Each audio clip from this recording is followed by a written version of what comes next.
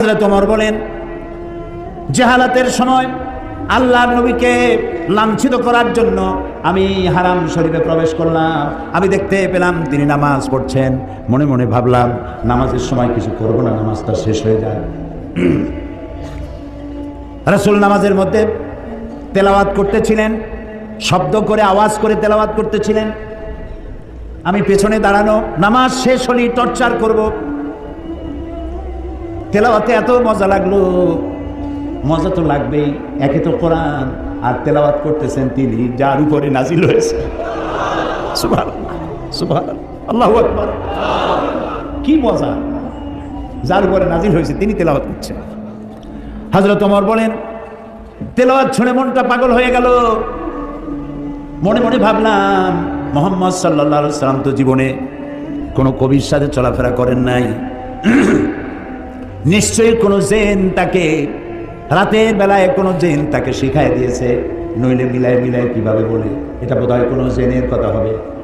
হযরত ওমর বলেন, আমি যখন মনে মনে ভাবলাম গণক হয়ে গেছেন, তখন আমি শুনতে পেলাম তিনি তেলাওয়াত করতেছেন, ওয়ামা হুয়া বিকাউলি কাহিনিন কালিলাম মা তাযাক্কারুন। না না, এটা কোনো গণকের কথা নয়। আল্লাহু আকবার। হযরত ওমর বলছেন, আমার কাছে মনে হচ্ছিল যেন আমার পায়ের তলা থেকে মাটি সরে যাচ্ছে। কি আশ্চর্য! মনে মনে যা চিন্তা করি তারই জবাব আসে। আচ্ছা, এটা জেনের কথা নয়, কবির কথা নয়, গণকের কথা নয়, তবে এটা কি? যেই না মনে আমার প্রশ্ন উদয় হলো, তবে এটা কি? অমনি রাসূল আবার তার তেলাওয়াতের মধ্যে তিনি রাসূল তেলাওয়াত করতেছেন। তিনি তো জানেন না যে পিছনে ওমর দাঁড়াইয়া অঙ্ক মিলাইতেছে। সুবহানাল্লাহ। এই কুদরত কার? রাসূলুল্লাহ দোয়া করতেন, আল্লাহ ওমরাইনের জন্য তো দুই ওমরকে আল্লাহ তুমি ঈমান আনার তৌফিক দিয়ে দাও। দুই ওমর, এক ওমর হলেন ওমর ইবনুল খাত্তাব, আর আরেকজন হলো ওমর ইবনুল হিশাম আবু জাহল। এই দুই ওমরের জন্য তিনি দোয়া করতেন, আল্লাহ ওদের নেতৃত্ব দেওয়ার দারুণ কোয়ালিটি, এই লোকগুলো আমার হাতে দিয়ে দাও, ইসলামের জন্য দিয়ে দাও। আল্লাহু আকবার।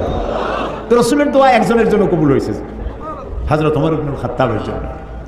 হযরত ওমর বলেন, আমার চোখের সামনে প্রশ্নবোধক চিহ্ন ঘুরতেছে। এটা জেনের কথা নয়, কবির কথা নয়, গণকের কথা নয়, তবে এটা কি? যখনই মনে মনে চিন্তা করছে তবে এটা কি, অমনি নবীজি তেলাওয়াত করলেন, তানজিলুম মির রাব্বিল আলামিন। এটা হচ্ছে আল্লাহর পক্ষ থেকে নাজিল করা, নাজিলকৃত কিতাব। সুবহানাল্লাহ। হযরত ওমর তিনি বলছেন, আমার কাছে মনে হচ্ছিল ইসলাম, ঈমান তার নিজস্ব শক্তি নিয়ে যেন আমার কলিজার মধ্যে ঘেরে বসতেছে।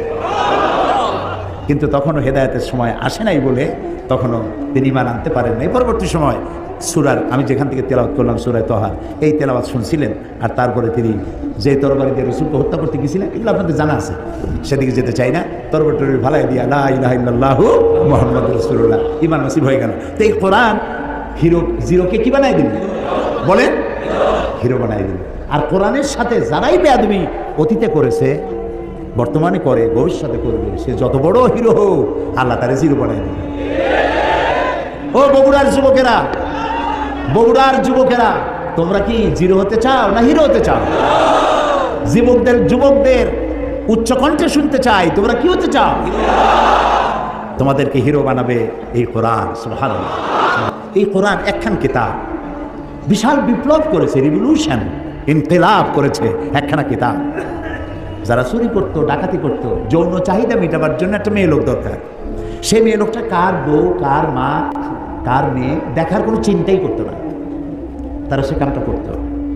মানুষকে কেন হত্যা করবো না, অমুকের সম্পদ কেন লুট করবো না, এর কোনো যুক্তিসঙ্গত কারণ তাদের মাথায় ঢুকতো না। এইরকম একটা জাতি চুরি করতো, ডাকাতি করতো, মরুভূমির মধ্যে উট চড়াইতো। এই কোরআন মরুভূমির রাখালদেরকে দিগ্বিজয়ী সেনাপতি বানিয়ে দিল।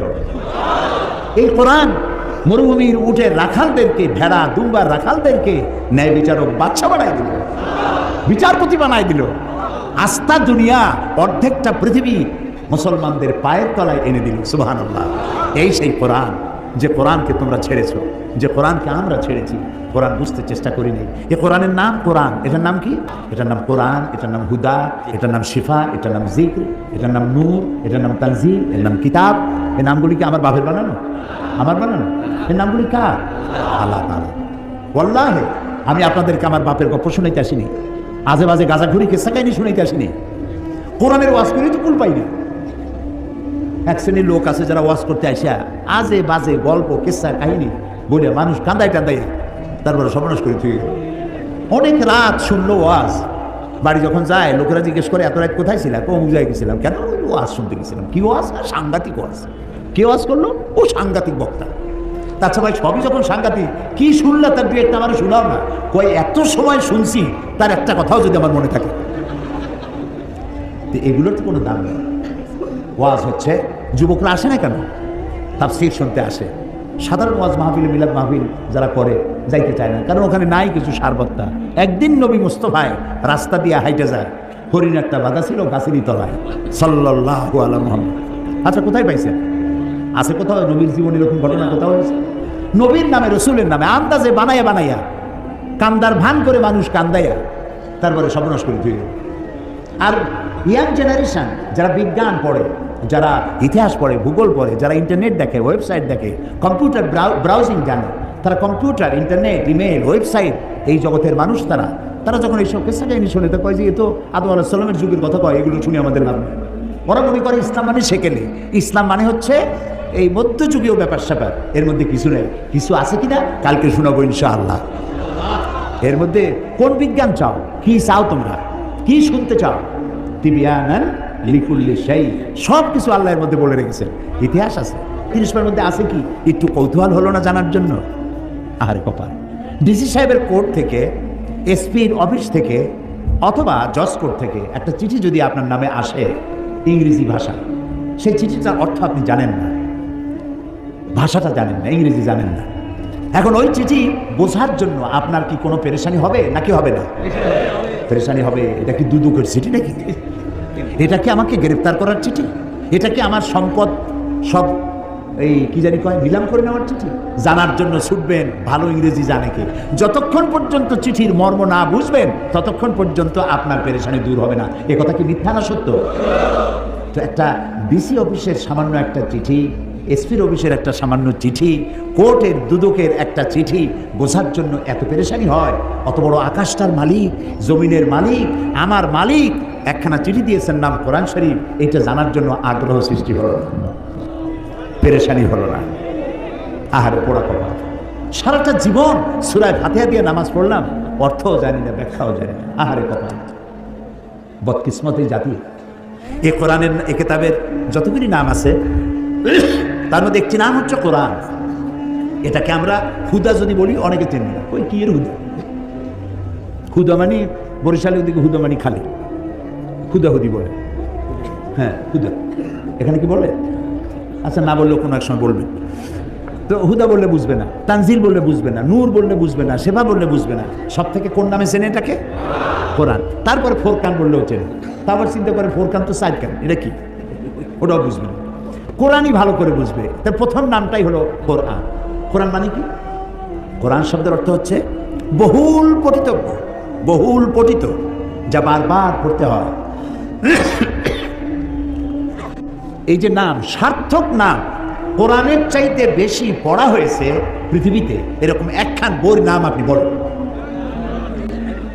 বললে আমি পুরস্কার দিয়ে যাব। নাই, পৃথিবীতে এমন একটা মুহূর্ত নাই যখন কোরআন শরীফ পড়া হয় না।